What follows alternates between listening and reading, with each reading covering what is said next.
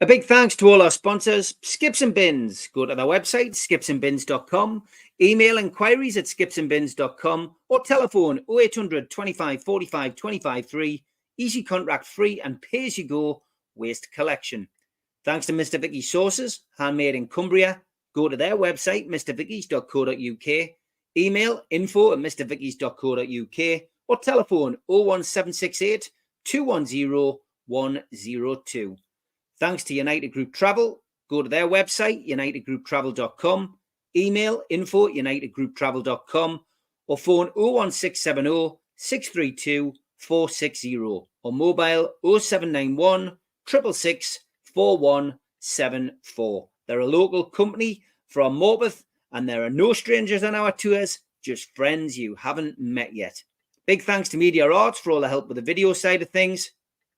And if you want to subscribe to the channel, hit the subscribe button under the video. Click the thumb up to like the video and click share to your social media. If you want to help the channel financially, you can pay a one-off £25 fee. You get a cup, a scarf, a pen and a membership card and entry into the NUFC Matters monthly draw. Email john@nufcmatters.com for more details, or if you've got a smartphone, scan the QR code now and it takes you straight to the membership pack. We also support the food bank on this channel. Go to nufcfansfoodbank.co.uk and you'll find the matchday bucket. You can make a donation virtually today. You can also find us on iTunes, Spotify and other podcast providers. We also do events during the year. NUFC Matters Live will be at the O2 City Hall on Friday the 2nd of August for an evening with Rob Lee, one night in Antwerp. Tickets start at £15 and you can get them from ticketmaster.co.uk. An evening with the entertainers takes place on Friday the 24th of January 2025 at the Tyne Theatre and Opera House in Newcastle. Telephone 0844 249 1000 or visit the website tynetheatreandoperahouse.uk to buy tickets today. You can also catch me on the North East Footy Breakfast Show live on Toon Radio weekdays 7 till 9 a.m. on DAB, smart speakers and the toonuk.com.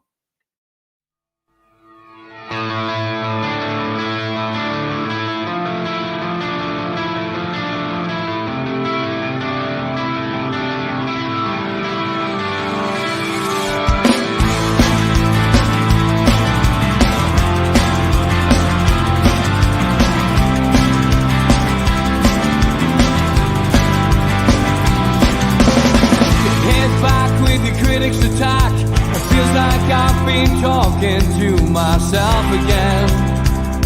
But it's the only way you're ever gonna learn. You look back and it's all in the past. I'm dwelling on the thoughts I cannot say to you. Good afternoon, welcome to NUFC Matters with me, Steve Wraith. It is a live one with our good friend Sid from Songs from the Attic 1977. How are you, mate? I'm good, mate. Yourself? Very good. Good to see you. And I was just saying before we came on air, since we started this show, we've been on a bit of a winning run, Sid. Yeah, long may it continue. I'll take any credit for it. Yeah, it's all down to you, mate. It's all down to you. Despite the fact that if you go onto social media, you think we're on a big run of defeats. Yeah, you are. It's odd, isn't it? Because it's one of them things when you're watching the game and you panic during all of it, and it's that whole classic Stockholm syndrome. We've so many years of dire football that we're watching it, and we always expect the worst, and for us to win at the end is like a sort of huge relief, isn't it? But I mean, it is. Anybody would have taken 7 points from 9 over the last 3 games, and I think most people would have thought a point of Villa, beat Luton, beat Forest, maybe it's even 5 points. Maybe it's even would have took 5 points if I'm being honest. So 7's a bonus, and yeah, I'm really, really pleased with it. It was an odd game, I think is the phrase I would use regarding Saturday. But it's interesting, isn't it? Because the big debate before the game was, would he drop Dan Burn in favour of Tino Livramento? We built it up on our platform last week. Sky built it up on their coverage, and the media had a field day with it prior to the game. Eddie was asked prior to the game, would he do it at his press conference? Didn't give the answer that anyone would have expected, and just more or less said, that Dan Burn's a vital part of the team, vital part of the squad on and off the pitch. When it came to the team being picked, there he was at left back. So, ultimately, did he make the right decision? He did, because we won the game. But what was your views of Dan Burn's performance and the fact that Eddie stuck by his man? Well, you got to admire his loyalty to a point, don't you? I mean, I openly said, and I'll stick by it, I would have dropped him. I would have personally dropped him and put Tyne in just for the pace factor.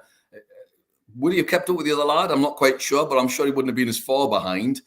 I thought Dan played not bad, but in some respects it's a funny one, isn't it? Because of Dan Burn, we probably scored the first goal because of him, because he basically distracted their defence to allow Bruno to run at the back, and therefore we had loads of space. Nobody marked Bruno because they were all focusing on Dan Burn and Botman basically in Shaw, and then Bruno had all that space at the back. So in some respects, you could argue he led to the first goal, which is great, but then flip it, and he arguably led to the first conceded goal just by being done for pace. Yes, I appreciate that Botman was nowhere near it, and the midfield was poor in the goal. But it probably highlights the fact for next season we need a speed merchant at left back, and going back to it again, I think personally we need a speed merchant in the centre of centre of defence as well. Botman reads the game really well generally, although I thought he had a really poor game on Saturday for me. I thought he just didn't play that well. I think we need a fast player to go alongside him. I think Shaw or Sher, whichever way you want to pronounce it. I believe it's Sher, actually. He played all right, not bad, pretty good goal. But I would probably have Sher as either the replacement centre-half or play him in centre. And I was harping on about this as well, as a holding midfielder, because he plays there for Switzerland on occasions, and have him as that alternative player who can play either role, and have a speed merchant as a centre-half, because when you look at John Terry, who, let's be honest, he was like slower than a week in jail, but he always had somebody quick next to him to sort of help him out, whether it was like Desai, for example, who was lightning. You've got to have somebody with a bit of pace to sort of balance it off, because you can't just have two players who read the game really well, because all well and good, you're still going to get done for pace. If you think of England, going back to the old England days, Terry Butcher read the game really, really well, but you had Des Walker, who was lightning. And so it balances really well. And I'd like to see somebody really, really quick going into the centre of defence. And the same applies for left back. If we're going to have a slightly slower right back with Trippier, or Livramento, who's quite quick, but not lightning, but quick enough, then I think we need a bit more pace at the back. And I thought Burn was... I wouldn't have started him. And I know the stats said he had a good game and that's great, and that's fine. I can live with that. And I don't make the decisions. I'm not paid to do so. But I would have still picked Livramento. I just thought we looked more solid for those 10, 15 minutes when he came on at the end as well. So that's my view anyway. Credit for the first goal. I'll give him credit for the last goal as well. I mean, he basically body checked their defender to give and Bruno stroked the ball into the net. So yeah. I mean, look, stats are one thing. Like, what you see with your own eyes can tell you a different story, I guess. But all in all, it was another win and another away win. We seem to have broken the jinx away from home now. Said beat Sunderland, beat Fulham, beat Villa, and then beat Forest. And I mean, a win's a win away from home. And if you can start doing what we were doing at home earlier in the season, then it bodes for a good run-in. Can I just say thank God for Matt Sells? Yes. Did they not watch him when he played for us? He was terrible. He couldn't catch goals, and he was terrible during the game. In again, I think he should have saved the last goal. I think a good goalkeeper saves Bruno's shot. I really do. I'd be disappointed if that went in against us. So, he was, he wasn't great. But yeah, I think you're dead right. Winning away from home, it's becoming a habit. Like it was a habit losing away from home. You could see when we were on that streak, we'd concede and the heads would go a bit, and it was like. And the fan base as well, it was all, not again. Now we've got that little bit of energy. It's Keegan-esque, isn't it? It's brown pants time at the end of the game. It's back and forwards, 4-3, 3-4, 4-4, whatever it may be. So do you want to see that sort of football to a point? I love the attacking football. That's me to a T. Do I want to see us conceding goals? Not really. So it's one of those, isn't it? You know, you can't have it always, I suppose. But I would like, I think I'm loving the form. I'm loving the run. I'm loving the fixture list as well. Having looked at the fixture list, I think we can do really well. There's nobody now, apart from Arsenal. And even then, I don't think they're all that. I mean, at the beginning of the season, I tipped us, before all the injuries, to be third. And I don't think we'd be a million miles away from that if we'd had a fully fit squad. I agree with you. I mean, you know, looking at it now, where do you think Newcastle will finish? You've mentioned the fixture list. You've obviously had a look at it. Yeah. It's favourable. You're right. I still think sixth place for Newcastle. I concur. Sixth is what I've said. Possibly, seventh will get you into the UEFA Cup or whatever it's now called, the Europa Conference. Europa Cup. But I don't want to, as I've said on the previous shows, I don't want to be in that other non-entity of a trophy for me. That third one, the posh version of the Intertoto. I'm not interested in it. So yeah, I think even seventh will get you in there because of the way that it's going to work out regarding the Champions League and in England getting 5 teams, which I think will happen. Because I can see City getting the final again. Chelsea could do us a favour, I guess, as well by winning the Carabao Cup. Is that how it works, though? Because I would have thought we'd lose a space if Chelsea get it. Let's have a look. Carabao Cup winners, do they? What do they get? Do they go into Europe? They go into Europa. Yeah, you go into the Europa. Same with the FA Cup. Yeah, you're right. You probably would lose a place, if they won it. So I guess you need Liverpool are still in there, aren't they? So it's Liverpool and Chelsea. So you probably want Liverpool to win that then. Yeah, I think you do, as much as it pains me. Yeah, I actually think Villa are the team to catch. I think they'll be on a real slide. You look at their fixtures; they've got some tough games coming up as well. They've got, like, people forget they've got Wolves. It's a big derby game. It's things like that people sort of don't take into account. I think Wolves are the catchable team. I think Man United, again, probably catchable. I mean, their form's odd, isn't it? They're really odd. They're on a little run of form at the moment, and yet they're not playing good football, which is always a good sign of a good team. But I don't think they're a good team. No, me neither. So I'm a little unsure on them. Yeah, Villa, Manchester United, and Newcastle United are the 3 teams competing for 6th and 7th at the moment, potentially 5th. Potentially 5th if we can put a good run together. But that good run has to include not getting beat and trying to get a win against Spurs, Arsenal, Manchester United, and Chelsea. They're our 4 key games, really.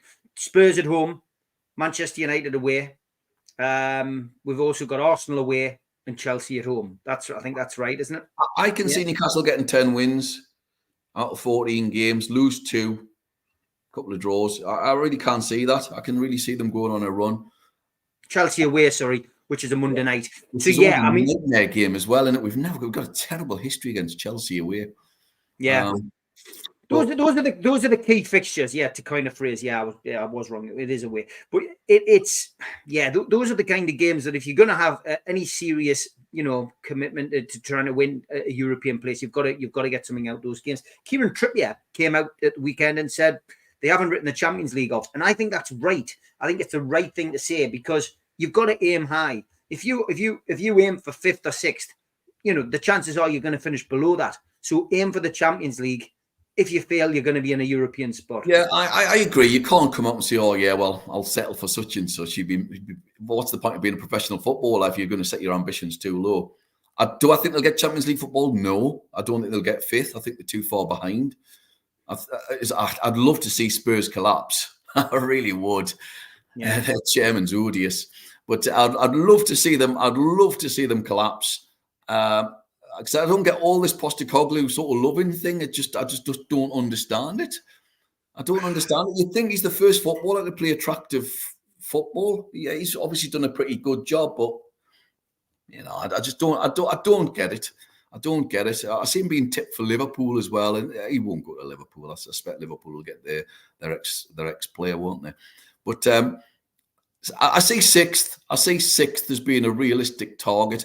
I could have maybe seen us getting higher if we'd actually bought a holding midfielder. I think we would have had a chance. And also, of course, we're in the lap of the gods regarding the centre forwards. I mean, how many centre forwards go off with it, possibly not play with an arm injury? It's incredible. Isaac never had an injury problem before he came to the club. And now we've had 2 years of he's been in and out. Wilson's just constantly in and out. He's, the hokey cokey, isn't he? He's in for a couple of weeks. He's out for a couple of weeks. He's really, I'm assuming this is his last season at Newcastle, and good luck to him, because he's not fit enough, and we can't be relying on a centre forward who's never fit enough. I'm loving Anthony Gordon. For me, I know Bruno was man of the match with 2 goals the other day, and he was sublime. I thought he was really good. He stepped up the plate when he had to, but I thought Gordon was sensational. He's with his runs, and he can play up front as well, and I am quite convinced by that. He just needs to work on his finishing a little bit more. I'd love to see somebody go in and help him. Peter Beardsley, for example, would be a perfect example, or Big Al, or just somebody with a bit of nous about banging the ball in a little bit. So it's having to rely on Gordon as a third choice striker is not ideal, but I do think he can play there. And I think with games against Bournemouth, it's fine. If we're up against Arsenal, it's maybe a different matter. Yeah, the updates on Callum Wilson from Craig Hope this week were, today, that it's a pectoral injury. Newcastle are sweating on his fitness ahead of the Bournemouth game at the weekend, but staff are hopeful that Callum Wilson can manage the pain barrier and play, but the decision is only going to be made later in the week. So he goes onto that list of players that Eddie Howe mentioned on Friday, who literally have been playing injured. They're not fully recovered. Harvey Barnes, he mentioned, has come back, still feeling something in his foot, but has played 2 games. Anthony Gordon in a boot going out of out of Villa Park, it still manages to put on the boots and play. A twisted ankle, of course, that's what it was. Clearly a precautionary measure on that score. Dan Burn, he mentioned that he'd actually broken his back, and that he had come back early because he wanted to, and because obviously there were short on options that played him. So, the players are putting themselves through the mill, Sid. There's no shirkers in that. Not at all. It's just the injuries are mad, aren't they? There's some. I mean, I mentioned this last week. The Anderson one was incredible. The Dan Burn one as well. Again, 2 back injuries, which were nuts. There's just so many weird injuries. I can't remember a time like this. I mean, we've heard weird injuries. I mean, was it Keegan who once got injured by sticking his toe up the plug hole? Sorry, up the tap, and something like that. Yeah. But I mean, there's some really crazy injuries that we're getting. We'll never see a season like it. I don't think we'll ever see another season like this. So next season bodes well, I think, because it would be remarkable to have 2 seasons of this many injuries. But it's really frustrating. It's really frustrating. And as I said earlier on, I'm convinced we would have been 3rd. I really am, because I look at Arsenal's squad. They've got nothing up front. Mm-hmm. The lad that they bought from Man City is not really a centre forward. So they don't really have a striker. We've got 2 much better strikers than them. We've got as good a winger on the side there with regards to Gordon. Yes, they've got a better winger on the right. And at the minute, they've got a better keeper because of our keeper situation. I think is a bit of a problem until Pope's back. But I don't think there's massive amount between those teams. And I just genuinely think we'd have been at least 10 points better off. I think we'd have been at least 10 points better off. So it's really affected us incredibly badly. So that's Darren Lee, this is an interesting one. He said this summer we need a good replacement for Wilson, someone like Ferguson or maybe Tony, but his fee is too high. I'm going to broaden this a little bit, because every time we played somebody in recent weeks, I've even been guilty of it. When I mentioned Adebayo last week, he was excellent. He was great, and I was going, God, yeah, that wouldn't be a bad signing for Newcastle. But it just seems that every time we play somebody in the last few weeks, somebody in the chat or one of us on the platform has gone, we should make a bid for him in the summer Ferguson was the very first one because he got a hat-trick against us at the start of the season, of course. But is that the kind of player you'd like to see? Because I mean, I don't think Tony in a million years will come back to St James's Park. Yeah, I'd like to see it. I'd like to see Tony come back. I thought Chris Wood fella looked quite good, mind you, when he scored a hat-trick against me. Don't get me started about him. I started the fan club up and I was the only member. But no, it's hard to know, isn't it? Because they may go for an unknown entity, one of the guys over abroad, you know. And there's 3 or 4 of them that I mean, Osimhen, obviously, players like that look fantastic.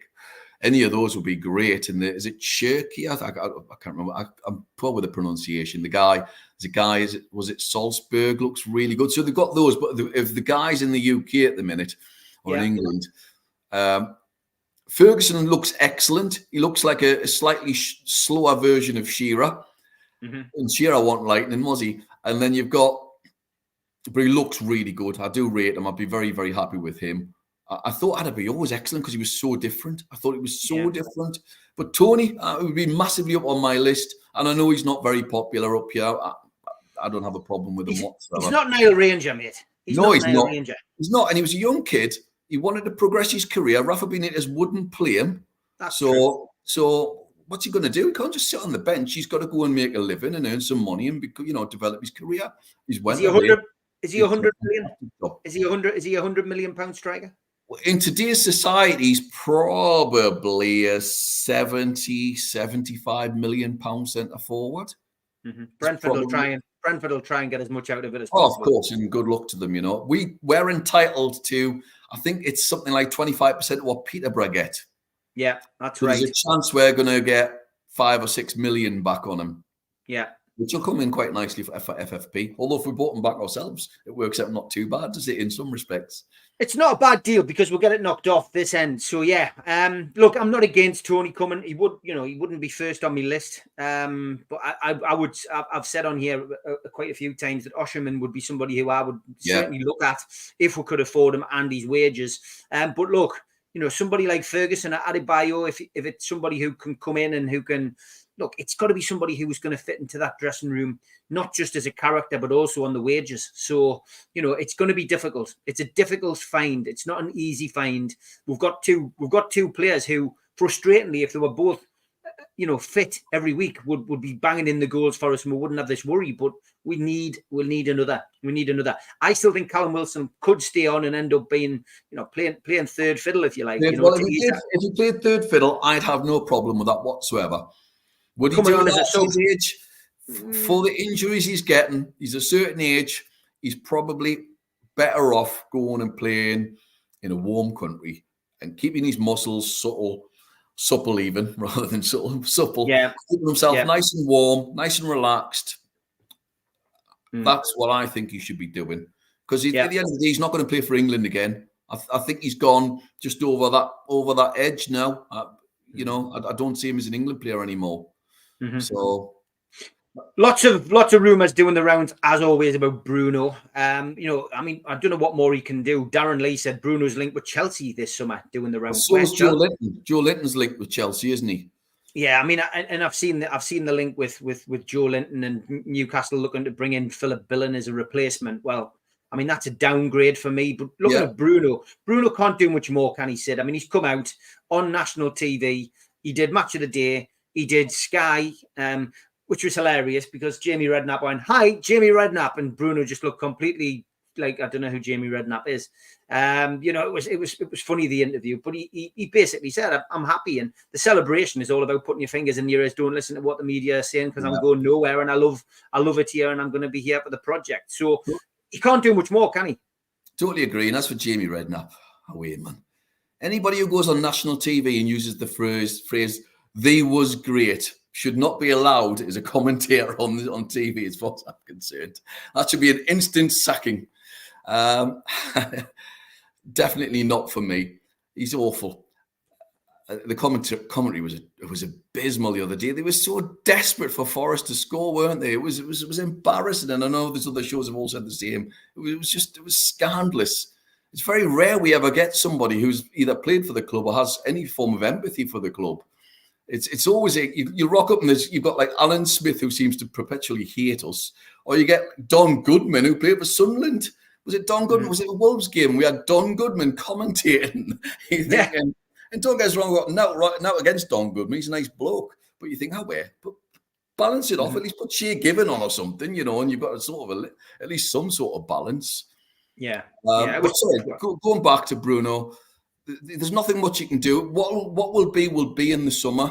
You've got to look at the situation as well with regards to Liverpool a few years ago when they sold, I forgot the lad's name now, the Brazilian Coutinho. And then they bought 3 world-class players. Yeah. I think they bought the keeper, who's probably the best keeper in the world.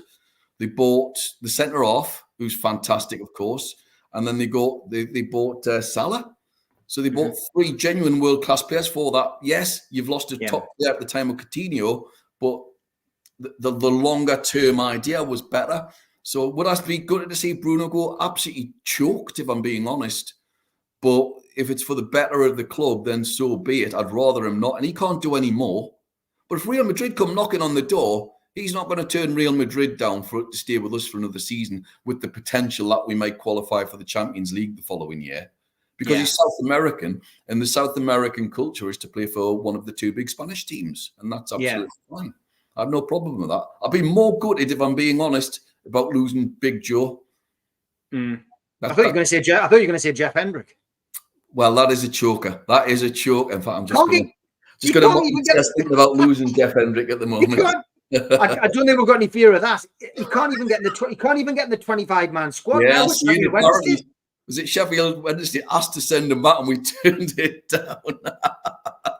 It's crazy, isn't it? We're probably paying about 95% of his wages. We're probably paying that much of it.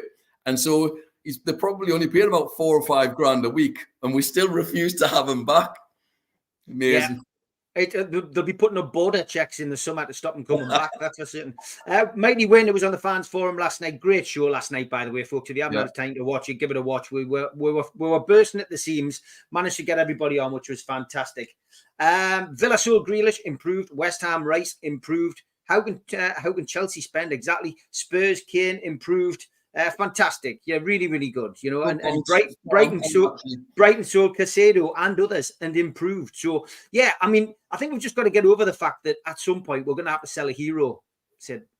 I think the days of, and it's not always, but I think the days of players staying at one club for 10 years or so are just about gone, aren't they? And it's hard to say because we've all loved certain players who've been there for years and years, but those days have pretty much gone, and you get 3 years and then they move on, and and the teams have to cash in, and that's fair enough. That's fair dues. It is what it is. It is what it is. I'll be gutted. I'll tell you what, I don't think I'd be able to cope if you signed for another Premier League team. I think most of us would say, all right, if he goes and signs for Bayern Munich or he signs for Real Madrid, either of those players, Big Joe or him, then we'll take it on the chin and say, good luck to you, well done, thank you for all your efforts, tremendous. You go and sign for Chelsea, that would stick in my craw. Go and sign for Liverpool, I'll be throwing myself out my window. So I mean, how Chelsea can go and spend any more money is beyond me. But it'll all come out in the wash, as we say up here. Darren Lee says, looks and sounds like we're looking at cheaper options for squad players this summer. Kelly might be a tough one, as it sounds like Juventus want and some other Premier League clubs. West Ham are worse now. He's not a bad player, I quite like Kelly. He would fit into our team quite well. And more importantly as well, people forget he's a captain. I love the idea of having a team full of captains. If you look at it, Botman was captain where he was as well. You've got, if we build up that base of players who've been captains, nearly all of them are always good players. And he's always looked impressive to me. And a free transfer as well, bargain. I think he's a good player. Whereas Billing, no, definitely not for me. And I said this last week. Mighty Wentz says, I definitely agree. J7 will be a big miss than Isaac or Bruno. And Derek says, when you look at the business that was done in the first and second window, it is a masterclass to build revenue. Yeah, you are correct on that. We'll have a quick break and then we will be back after this. We still do 7 NUFC Matters show a week for free. But if you want to help support NUFC Matters, then there are a few ways of doing it. Hit the like button on each live broadcast and video. This helps the channel grow. Hit the subscribe button and select the all notifications bell so you don't miss a single show. If you want to help us financially, then you can join the channel using this button with the membership starting at $1.99 a month. Or you can drop us a donation in the chat using a super sticker. We're also looking for sponsors. If you'd like your brand advertised on the flyers for the show and featured during the ad break, then email John at nufcmatters.com to arrange today. Okay, welcome back to NFC Matters. And as it is Pancake Tuesday, lads, and lasses out there, I thought I'd give you this. Classic. Can always guarantee WhatsApp giving you something topical, shall we say. Okay, it is time for our musical interlude, and cue the music.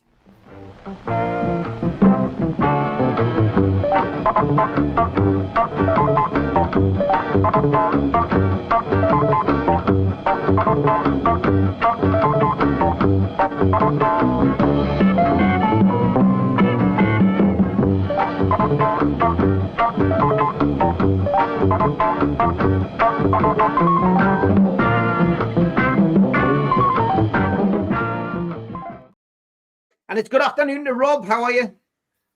Very good, Steve. How are you, Sid? Very good, Rob. Yourself?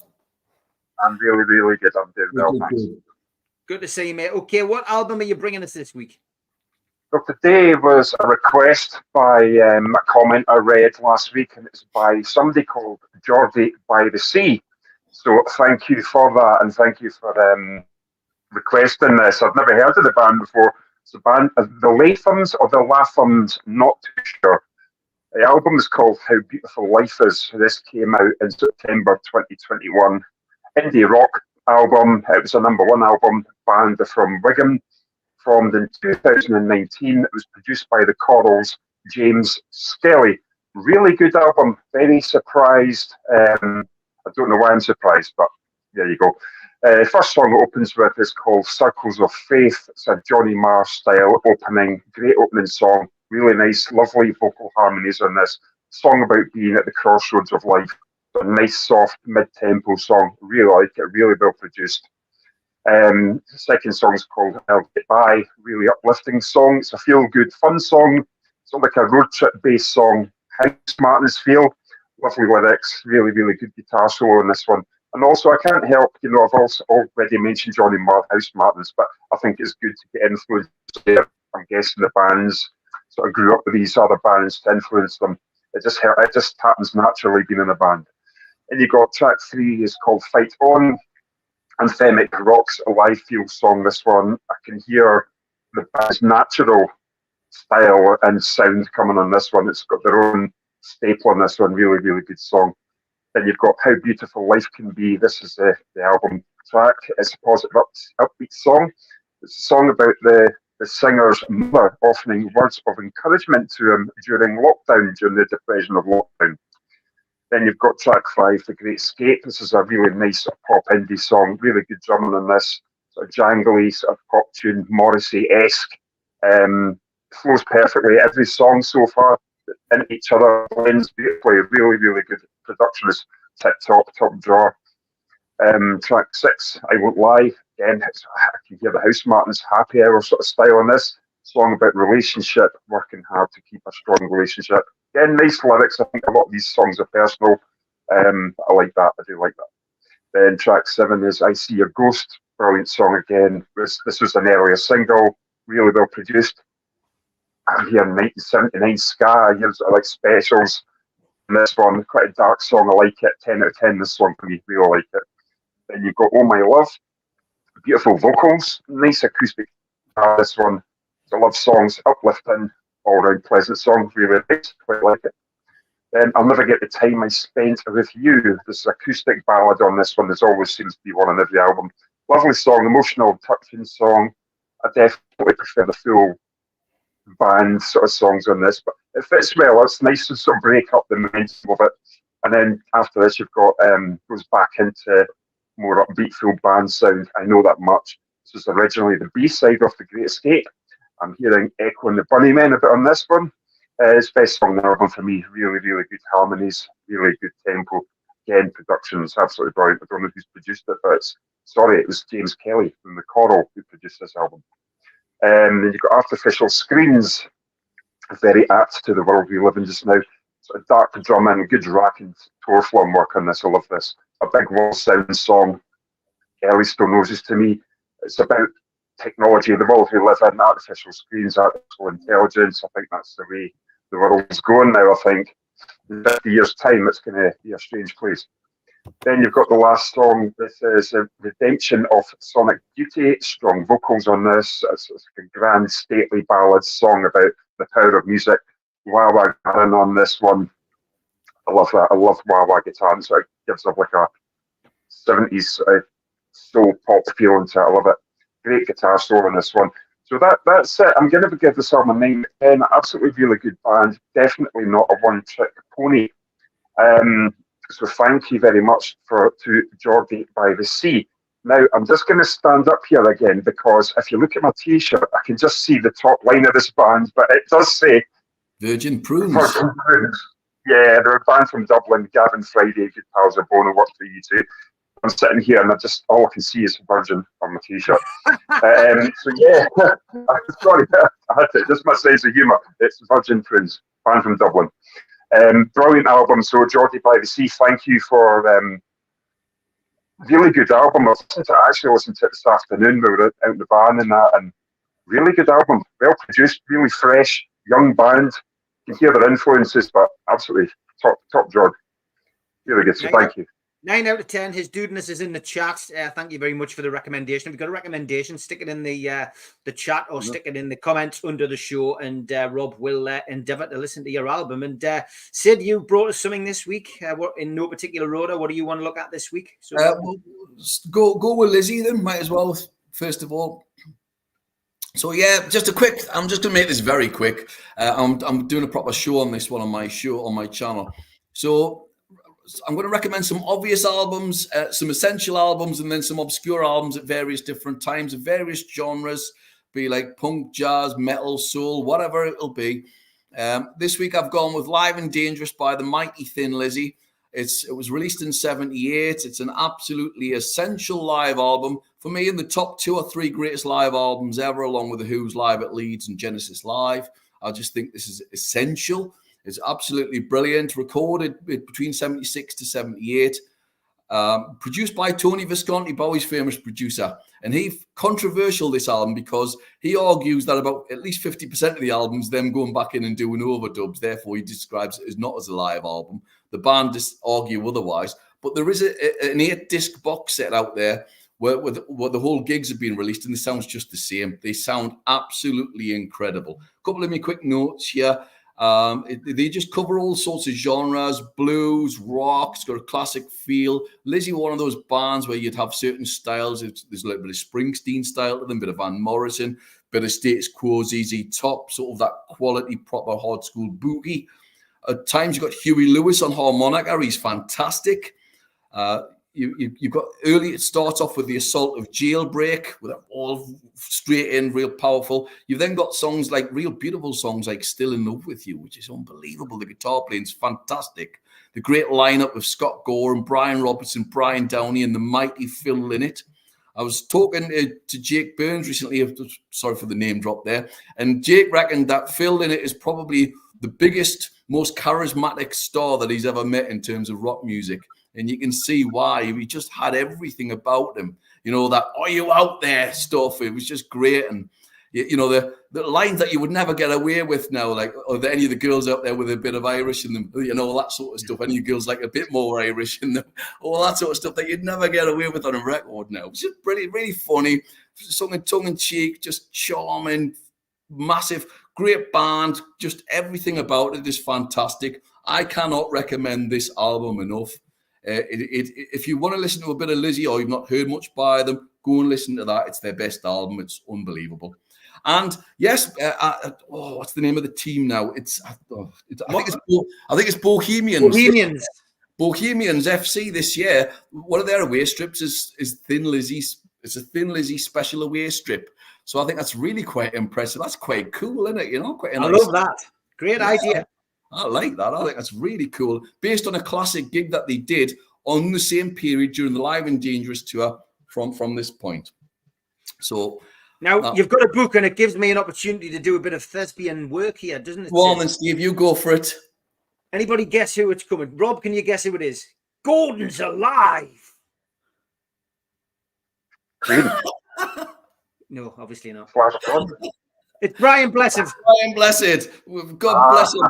He's magnificent. If you get the chance, and I do audio books a lot. I love audio books. I can read, by the way, folks. But audio books are fantastic. It's just great when you're walking the dog or whatever, it's just magic. Or driving the car. This, I almost crashed the car laughing so much. His stories, his anecdotes are hilarious, genuinely side-splittingly funny, right? Crazy, daft stories, punching a polar bear, for example. It was one of them. Just mad. He was massively into boxing. He has an anecdote about boxing where he was such a big fan, and he treated to a meal once in New York, and he went behind the scenes, and he went there, and who sat at the table? You got Joe Lewis, Jersey Joe Walcott, Rocky Marciano, Jack Dempsey, and they treat him like a king, and he's absolutely in his element. He talks about all these stars who he loves, like Peter O'Toole. Him and O'Toole had a certain relationship, which is lovely when you read it. Very, very funny. But he's just a great bloke, an explorer, mental. I mean, Flash Gordon, one of my favourite films as a kid. I got to see it at the pictures. It was amazing. It was a double header. I think it was that and Moonraker. What a great double header that was. And also, another reason why he's on is he's a Manchester United fan, but his other team is Newcastle United. Mm-hmm. And he go and stay in the summers in Newbiggin by the Sea, and he watched the Newcastle United team train there. And he talks about it in the book, and he's able to name all the Newcastle, I think it was the 51 and the 52 Cup teams. He's able to name every player in their positions. So he was a fan as well. So just a great, great bloke. Very, very funny. Go and have a read of it. The audiobook is essential, though. It's magnificent. Very funny. Great stuff. Any Thin Lizzy memories, Rob, or anything you want to say about Thin Lizzy? Yeah, I suppose Stifle Fingers few times now speaking to Jake Burns as well, playing Liquid Rooms in Edinburgh, and one of his he was talking about for one actually a line that is a big influence to him, but it's a top album actually. Really, the production on it's really good. It's like a really warm, dark, open sound for a live album. Yeah, it's like Sid saying, it's unbelievable. And of course you've got Kiss Alive as well, or Kiss Alive 2. It's seemingly up there with live albums, but it's a cracker. Obviously, there's my covers band up here where I live, and called The Boys. Yeah, that's all they do is Thin Lizzy stuff, but yeah, good band. And obviously the Boys are back in town. It's about the craze as well, allegedly. So yeah, top band. There's a great tribute band called Limehouse Lizzy who do it really well. I'm playing a band myself. I always wanted to have a Thin Lizzy tribute band. I was going to do that in ZZ Top and call ourselves Thin on Top. True story. Classic. Absolute classic. Before you go, Rob, I just with you and Sid both on screen. Don't share anything with your lads. Of course, apart from being Kevin Keegan's birthday tomorrow, it is also Valentine's Day, and I love this new concept. It's called Valentine's Special. How it works is we arrest you in front of your partner on Monday, the 13th of February. We release you on Thursday, the 16th of February. Packages include 3 nights accommodation, 2 rounds of golf, and free beer. That's if you want to avoid Valentine's Day. It was quite a quirky little idea. The caddy, he come dressed in full police uniform and flashing blue lights. So if you want to go to the point of avoiding Valentine's Day, there you go, chaps. But Rob, as always, great to have you on, mate. Look forward to seeing you next week. Take care, Rob. Thank you. Okay, cheers, Dave. Cheers, sir. Bye-bye. Great to have Rob on, and we will see him next week. So we've got about 15 minutes left of the show. Let's look ahead to the game at the weekend. And Newcastle back at home. Good old-fashioned 3 o'clock kickoff. Sold out, of course. Can't get tickets for love nor money these days at St James's Park. But we take on Bournemouth. Last season, the Premier League meetings ended 1-1. This season, the trip to the Vitality was a 2-0 win for Bournemouth. We did beat Bournemouth 1-0 at St James's Park in the Carabao Cup in December 2022. Newcastle are without a victory in our last 3 Premier League home games. The last time we went 4 without claiming maximum points at St James's Park was the start of the 21-22 season. We were winless in 7. I do not think that run is going to continue. A bit early on a Tuesday for team news. We know that there's going to be a check on Callum Wilson a little bit later in the week. As for Bournemouth, well, Philip Billing is suspended.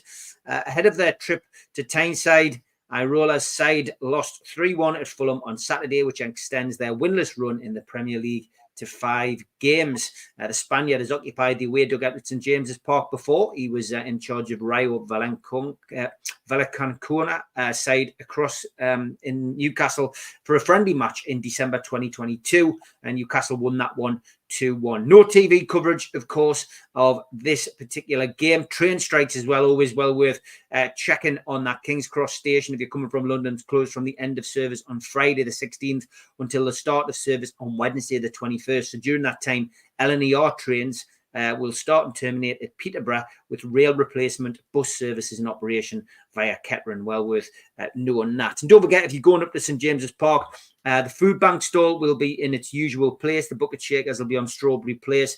Jamie Rubin, of course, is doubling all donations, as always, to the food bank, and great gesture that on behalf of Jamie Rubin. And pre-match, we did start a new pre-match at the Tyneside Irish Centre, and Gibbo and Ando will be there doing their pre-match talking. Doors open at 12, Gibbo and Ando on round about 1, and a bit of music on, the usual pre-match stuff, a bit of Oasis, a bit of The Jam, a bit of Madness, Buzzcocks, the Stone Roses, you name it. That kind of thing. Kids are welcome to attend. Get yourself in. Just pay the doorman with a little tip in his bucket on the way in. He will stop you if you haven't got a membership card, but you will get in. So well worth coming to an UFC Matters pre-match at the Tyneside Irish on Saturday at 12 o'clock. So Sid, yeah, Bournemouth at home. We are on a bit of a slump at home at the moment, but it won't last forever. No, I expect that with just to break whatever the duck we've had over the last few weeks. I'll definitely see us winning on Saturday. Their manager, mind you, is quite a good manager. I'm quite impressed by him. It's taken a little bit of time, and it could have been easy. There was a lot of pressure on him. Though he was favoured to be sacked at one point, wasn't he? In terms of the betting, but he's really flipped it round. I think he's a good manager. I think he's a good, clever manager. But I still think we're going to be too strong for them. It'll be interesting as well because we get to see Billings and the lad Lloyd at left back. So looking forward to watching them too as well in some respects. But I even with Gordon up front, I expect us to have too much for them. I just do. It's at home. We should be front foot. Yes, the midfield's not great. I would definitely, and I'll put this out there, it might not be popular, I would definitely give Miley a rest. I would be putting Shaw into the middle of the park, and I'd be putting Lascelles in the centre half. I would. I'd put Lascelles in the centre half along with Botman, and I'd put Shaw, whoever in as the holding midfielder just to free things up, because Bruno was head and shoulders a better footballer when he pushed up last week. He looked a better player, and it goes back to what I'd said last week, and I don't profess to always be right, of course, but the fact that we said that he scored 5 goals in those games when he signed for us, playing more advanced role, and he was more advanced again. So lo and behold, he scores 2 goals. He's got that in him. He's got goals in him. He's got more than 10 goals a season in him. As an attacking midfielder, we're wasting his talents playing him further back. I appreciate we've got him there because he can do it, but it's not utilising all the strengths that he's got. So I would like to see somebody who's a bit stronger on the ball. Miley's a 17-year-old lad. He's just a young kid still. You need somebody with a bit of muscle to sort of, to be able to physically, put themselves upon the other players. And I think Sher has got that within him, and he's got the passing range as well.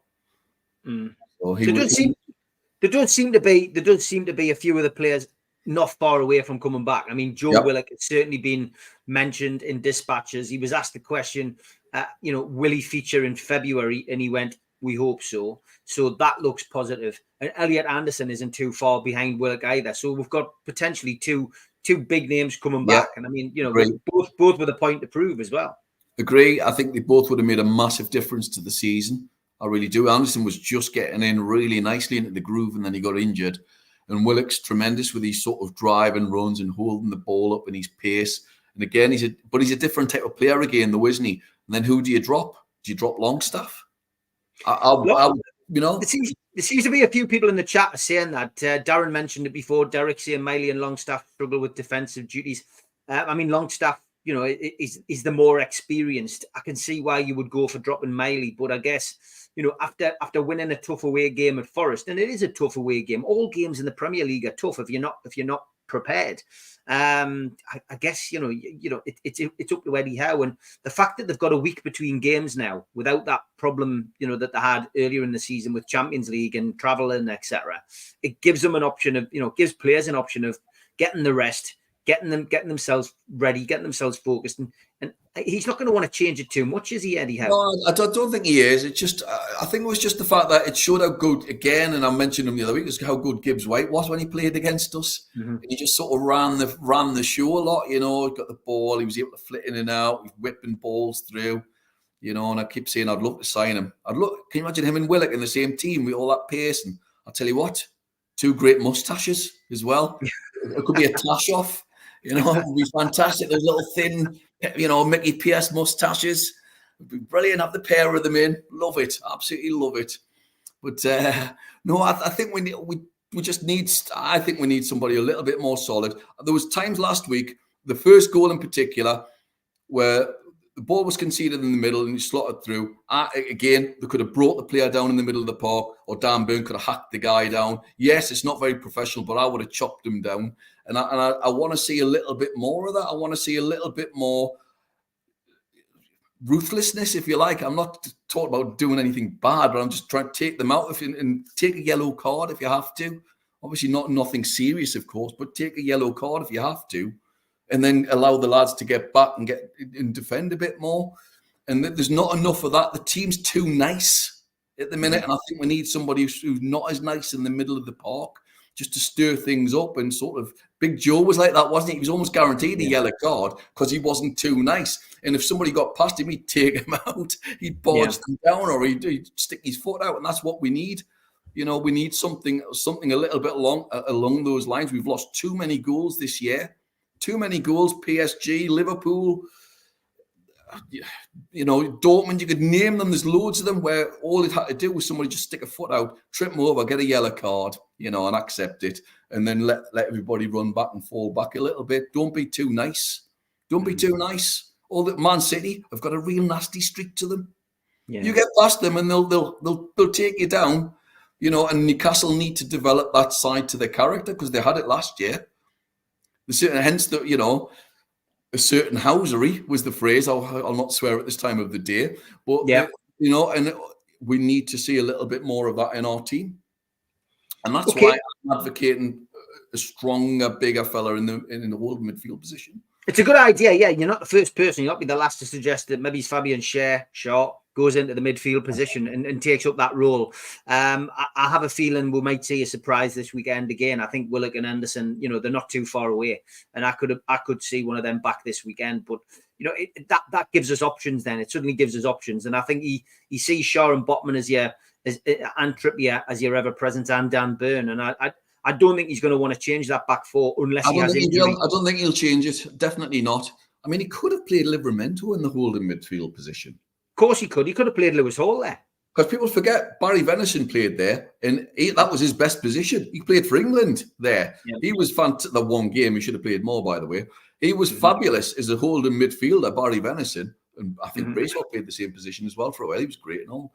But if you're good enough, you can play anywhere. And Tino reads the game really, really well. He plays it really well. Hall's another one, but we're less sure about Hall at the moment. But I would have liked to have seen Livramento or Shaw, sure, get that game. That's going to become a thing now. It is definitely. Prediction for the next game against Bournemouth at the weekend, then, mate. What do you see? Depends who's up front, doesn't it? If Isaac's up front, I think we'll really tear them to bits. I'm going to go. They'll score. I'm going 3-1. 3-1. You're going for what is affectionately known as a penman on this show. So 3-1. Yeah. We will see. Don't forget, the end of season do is lined up now for the 20th of July. Super Matt and Gibbo are on. We're going to have an Ask George, and local band Stannington are going to perform. So something a little bit different. Quick ask George if you don't mind. I don't know if he watches this. Yeah, go on. George's a naval architect, and I think he's about 82. Same age as my father-in-law. My father-in-law was a naval architect as well. Right. Same age. So David Carlisle, I don't know if he remembers him. He went to work for Shell for a long time. I guarantee George will probably know him. But message me that just in case he's not watching it, and I will ask the question and find out. But that's amazing. Good stuff, mate. Good. Well, another good show. What we've been doing over the last couple of days is we've been playing out with the Long Sands track because they are back. They're going to play. They're going to play at Vince Races Festival this year, which is fantastic news. So we have picked the ones that have got videos is probably the best. Is the best ones to play. I've got a few which don't have videos for them, but we've played Little Britain already this week. We've played Worlds Collide. So Sid, thanks very much. We're going to play out. Take care, folks. We're going to play out with Shut Your Mouth, but that isn't a direction towards you, Sid. Take care. See you next week, mate. Take care, man.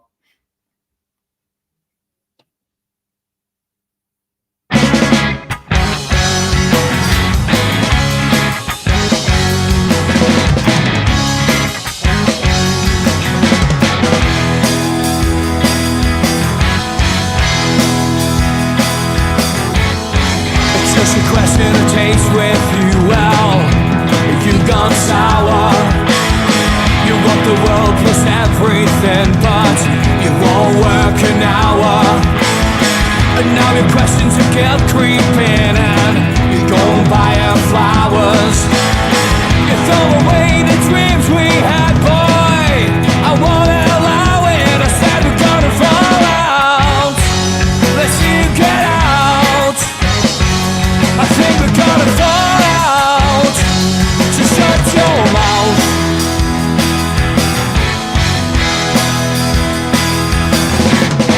You never call me for weeks on end, and it all goes unnoticed.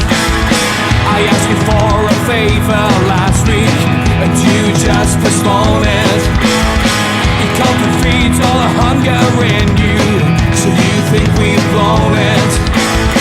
I'll take you down to a house I've seen, so you can't own it. I said we're gonna fall out. Let's see you get out. I think we're gonna fall out. Just shut your mouth.